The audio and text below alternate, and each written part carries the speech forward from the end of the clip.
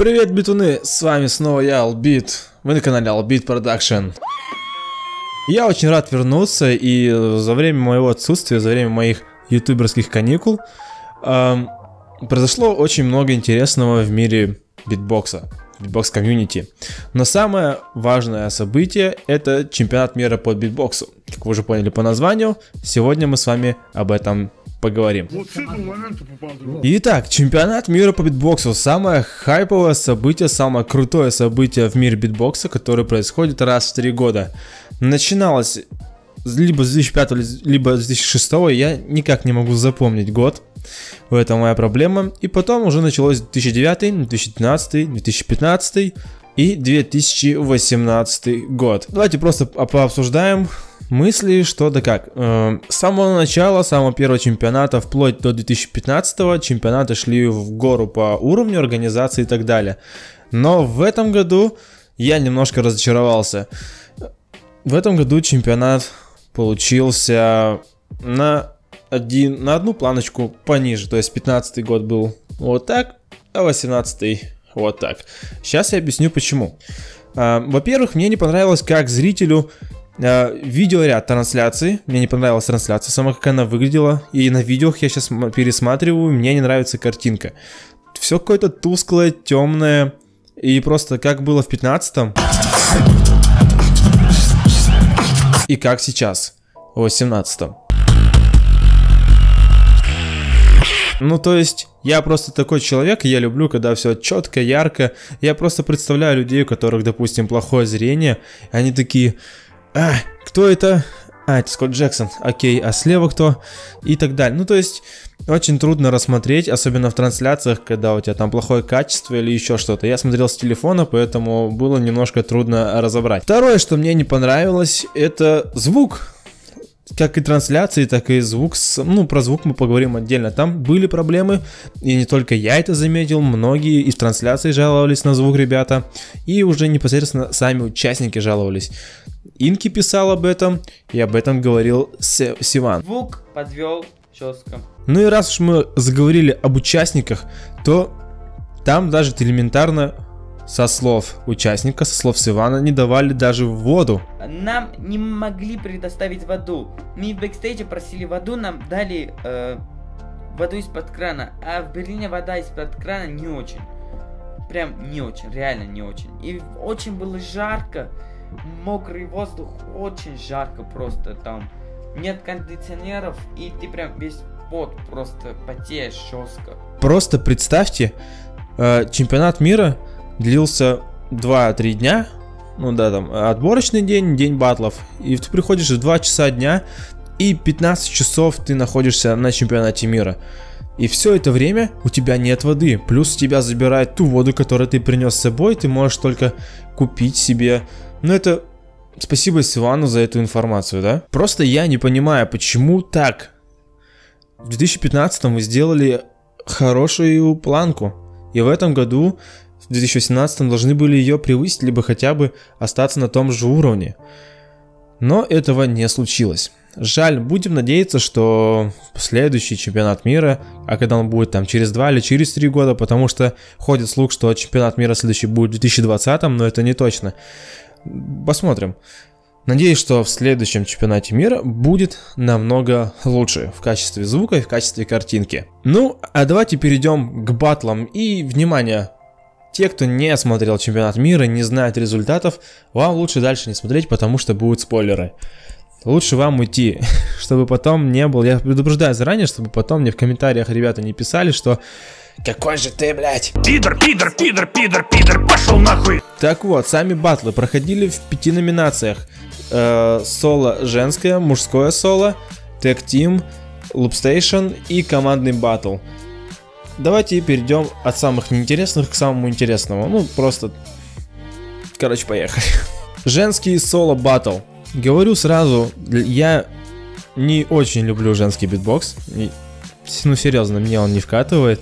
И поэтому я не смотрел ни элиминейшены, ни батлы. Там какие-то батлы смотрел, какие-то нет. И скажу сразу, я смотрел 2 полуфинала, но не смотрел финал. И просто скажу, что выиграла Каила. Двукратная чемпионка, защитила свой титул, первая в истории, кто вообще защитил свой титул. И первая двукратная чемпионка мира по битбоксу.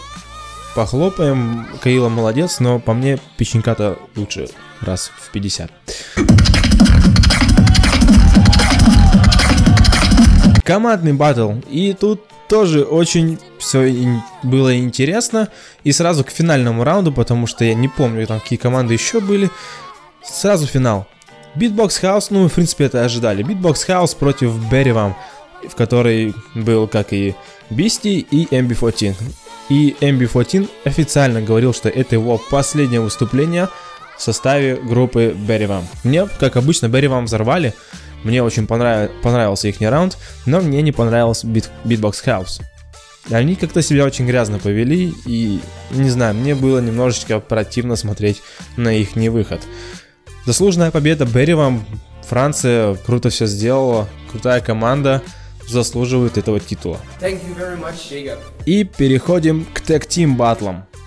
Во-первых, я не согласен с четверкой, я не понимаю, как опять прошли спайдеры, потому что мне в какой-то степени и нравится, и не нравится их стиль. Мне нравится их музыкальность, но мне не нравится, что они это делают в баттлах, что они поют просто.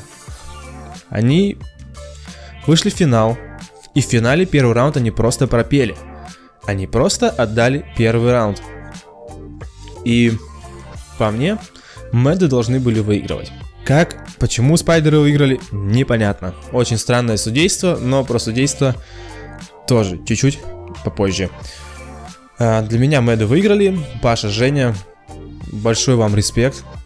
Вы очень крутые, надеюсь, что это вас никак не сломает, и что вы будете дальше круто делать, и на следующем чемпионате мира вы порвете, как и на гранде.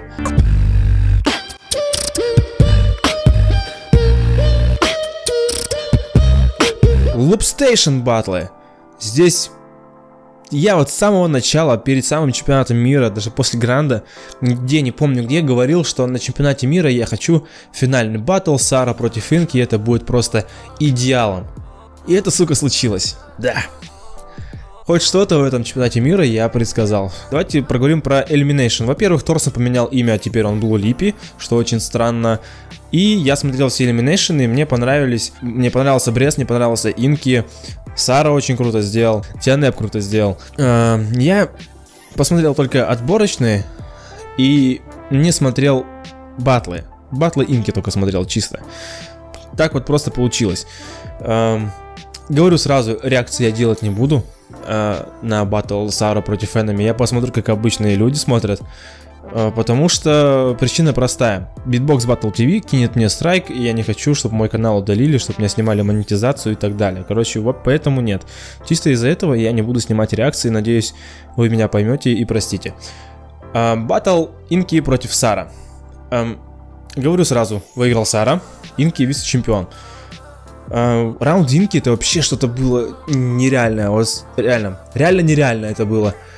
У него каждый раунд отличался от остального, от другого раунда. То есть разные направления, разные стили, разные дропы, все очень круто. Но и Сара приготовил очень много крутых фишек, новых тем, завез такой вагончик нормальный, я уверен.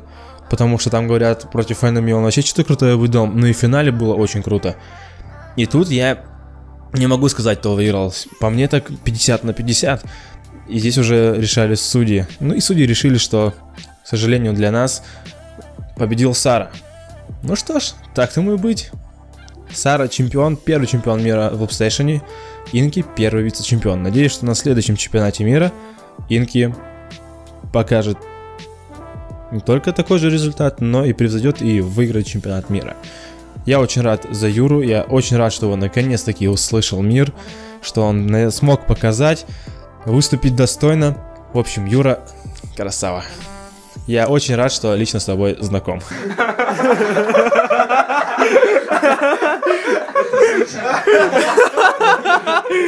Ну и самый сок, самое сладкое мы оставили напоследок. Я оставил напоследок.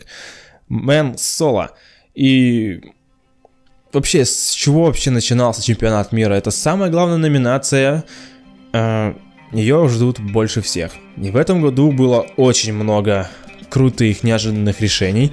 Тот же финал был нежданчик, полуфинал был неожиданный, что один, что второй. Но давайте начнем с топ-16. Вообще начнем с Elimination. Я смотрел почти всех и готовился к тому, как будет в 2015 году. В 2015 году я смотрел, и многие ребята выходили и делали базу. И делали это очень плохо. И как бы уровень очень разный был битбоксеров выступающих. Я такой, серьезно, это чемпионы своих стран, что же страны такие?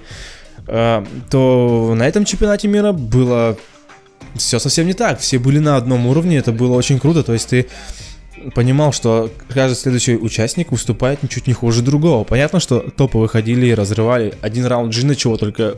Ну, Elimination Джина только чего стоил. Это было реально круто. Мне также понравился чувак из какой-то латиноамериканской страны, я не помню откуда, и навряд ли я найду его Elimination, но он сделал круто. Он там в конце Sweet Dreams сделал и... такую тему. Ну, короче, мне зашло, мне понравилось. Мне очень понравился, как сделал пицциката. Это было... Воу. Я знал, конечно, что Никита хорош, но что... Это было сильно. Очень сильно, и я горд, что он представляет нашу страну. Очень жаль, что не приехал Аутчек. Я его ждал больше всего. Я ради него смотрел стрим. Ильфат, что за херня? Почему ты и Зера не смогли сделать визу? Ну ладно, да фиг с ним. Надеюсь, что у вас все получится и что ближайшие, может, на мировые батлы какие-то сможете поехать. Я очень на это сильно надеюсь. Я хочу увидеть вас на мировой арене, ребята. Вы очень крутые, топовые. Так вот, топ-16. Я не согласен с некоторыми решениями судей. И вот поговорим как раз таки о судействе. Многие говорят, что куплено, что это так далее, все куплено, все давным-давно решено. И я как могу согласиться, так могу и не согласиться. Соглашусь я только с тем, что где-то на короткосрочных батлах, да, возможно, там на каком-то чемпионате какой-либо страны, Америка, да, допустим, когда Марк Мартин выиграл, там еще можно сказать. На гранде еще, ладно, как-то можно сказать, что типа там что-то куплено, но я думаю, что навряд ли и там было что-то куплено. Просто представьте, ты сидишь целый день. Хорошо, что судьи меняются, что на разные номинации разные судьи. Просто представьте, вы сидите, сначала день отборочный, не спите, решаете, потом смотрите полностью все батлы, решаете по батлам, и потом в конце судьи же не сразу выносят вердикт, они спорят между собой. И вот подтверждение Сивана как раз таки. И вот судьи очень реально старались. 4 часа просто там была комната бэкстейдж. Они оттуда не... Они 2 часа, 3 часа там обсуждали все. Один из судей просто порвал свой лист, свои результаты. Они вот там настолько жестко спорили. И потом они, естественно, собирались, я не скажу, кто это было. Ну, они уже договорились нормально. И вот даже после этого, после решения, я видел, судьи ходили вот так, парами или 3 судьи, они ходили вот так во дворе и обсуждали это. То есть они не судят имена, это точно, я вам точно скажу, это гарантированно. Никто, судьи не куплены, это все фигня, это реально.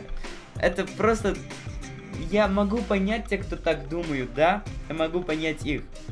Но реально, когда даже ты это увидел, даже после моих слов, когда ты так думаешь, это реально ты не веришь в комьюнити. Реально, это... Я не знаю, я реально видел, как они думают, как они обсуждают, как они ссорятся, как... Я видел один из судей просто... Он такой... Он в бешенстве был из-за этого, он такой... расстроен был. Вот, и... Я уверен, что топ-16 они тоже решали очень долго, кто пройдет, кто нет, но... И как-то они там составили такой список, чтобы пошли на компромисс друг другу. То есть я не думаю, что каждый из 5 судей на 100% хотел видеть именно вот такой топ-16, какой он получился. Очень жаль, что не прошел Аудикал, очень жаль, что не прошел Дилоу, очень жаль, что не прошел Пиццик. Серьезно, у них были очень крутые элемы.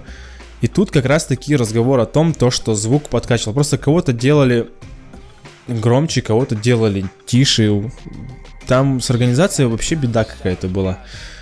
Спасибо Суману, что он предоставил нам данное свое видео. Кстати, полное видео вы можете посмотреть на его канале, ссылка в описании. Очень спорно. И Файби, серьезно, типа, у него и Illumination был такой себе. Вау, сделал круто со своими ритмами, прикольно, но Аудикал и Пиццик сделали намного круче, и они должны были проходить. Но это лично мое мнение. Пишите свое мнение в комментариях, кто должен был проходить в топ-16 по вашему мнению. Переходим к батлам. В топ-16 мне почти ничего не понравилось, кроме, естественно, Pash vs Collapse. Что это было что-то с чем-то. Я просто смотрел трансляцию в разное время, ну, исходя из своего режима дня. У меня там были тренировки и так далее, но это не суть. То есть я просыпаюсь и смотрю Алексиньо versus Паш. Я такой, Паша выиграл Коллапса? Серьезно? Он типа в четвертьфинале? Что за фигня? Как так произошло? Что уж он там такого сделал? Потому что Коллапс явно был один из главных фаворитов данного чемпионата. А потом, каково было мое удивление, когда я узнал, что это вообще полуфинал был, что Алекс выходит в финал. Я такой, чего? Кого Паша выиграл? И самое печальное было в том, что я не мог отмотать назад, потому что трансляция как раз таки начиналась с полуфиналов.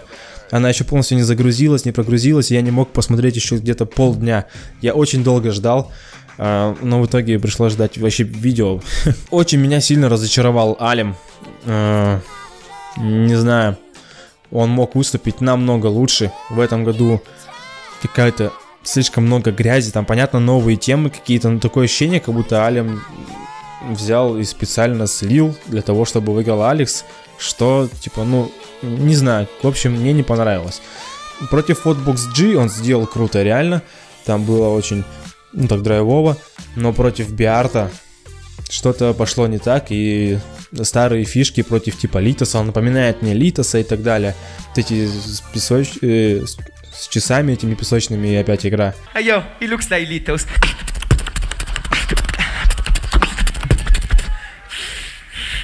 Опять эти паучки. Ну, 2 раза в одну реку не войдешь, типа. В общем, мне не понравился Алим в этом году. Вообще в этом чемпионате мира все делали просто свой стиль. Не было такого, что типа, вау, нихера, вот эта фишка новая, там новая техника какая-нибудь, как у Алима в 15-м, новый звук. Короче, ничего такого типа не было. И даже зал не так сильно реагировал, как в 15-м. Можно даже сравнить, типа, вот 15-й.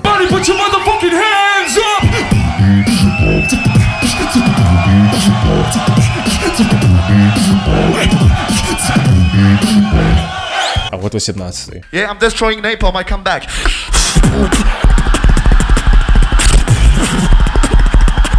И это тоже там связано, потому что там совсем другой народ. То есть в 2015 году я уверен, что было больше битбокс-тусовки. То есть битбокс-комьюнити, который народ знает, что такое битбокс, знает битбоксеров. То в этом году в зале были какие-то бабушки, много очень девушек было. И это очень круто. Но вот по шуму было, мне лично было маловато в трансляции. Вживую ясно, понятно, что это было намного все громче и круче. Когда первый раз я смотрел Алексиньо против Паши, то я думал, что Паша должен был проходить дальше, что Пэш выиграл. И я такой, типа, ну камон, типа, Алекс ничего такого, типа, не сделал. Но пересмотрев топ-16, четвертьфинал, я понял, что Паша фристайлит.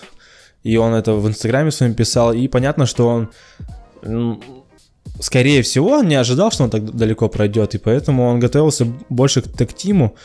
Но самое обидное, что у Пэша были и есть темки в запасе. И он мог бы их сделать. Я не знаю, почему он их не сделал.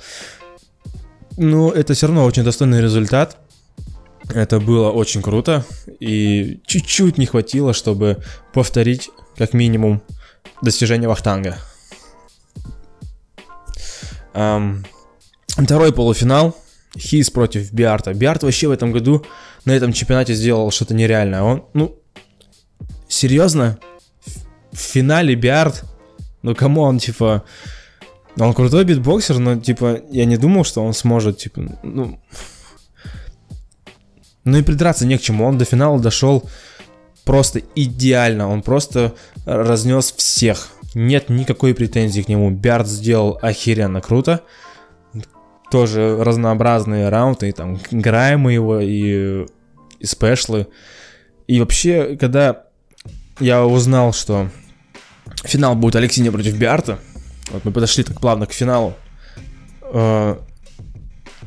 я понял, что выиграет Алекс, потому что статистика не на стороне Бярта. Он ни разу не выигрывал у Алекса. У них вроде были ничьи в Seven to Smoke, но вот именно вот в батлах, где вот либо победа, либо поражение, он ни разу не выигрывал. Но именно здесь, именно в тот день, в финале чемпионата мира 2017 года, эта статистика должна была, это беспроигрышная серия Алекса и безвыигрышная серия Бярта должна была прерваться. Бярт должен был брать этот чемпионат мира. Это личное мое мнение. Для меня Бярт чемпион мира. Потому что он сделал по-разному. Сделал круто. Но Алекс взял своим стилем, типа своей харизмой. Плюс там ему свет подыгрывали. О чем говорил Инки. Там была очень большая толпа французов, которая орала. Что, возможно, тоже очень много судей спорили. То есть очень таких много факторов. И не знаю. Меня многие спрашивали потом после чемпионата мира, достоин ли Алекс победы, достойно ли он выиграл. И я скажу, что как битбоксер, да, он достоин победы. Как артист, как битбоксер, он достоин титула чемпиона мира. Но вот именно по батлу я считаю, что Алекс проиграл, что выиграл Бярт. Это лично мое мнение. Пишите свое мнение в комментариях. Мне будет очень интересно почитать. Еще раз напоминаю, что я очень рад вернуться. Сейчас будут видосики почаще выходить, чем было. Я надеюсь, очень много новых идей у меня в голове. Надеюсь, я смогу их полностью воплотить. И надеюсь, что они зайдут вам. Ставьте лайки, подписывайтесь на канал. С вами был Албит. Увидимся с вами в новых выпусках, в новых роликах. Не забудьте нажать колокольчик, чтобы не пропустить. Пока.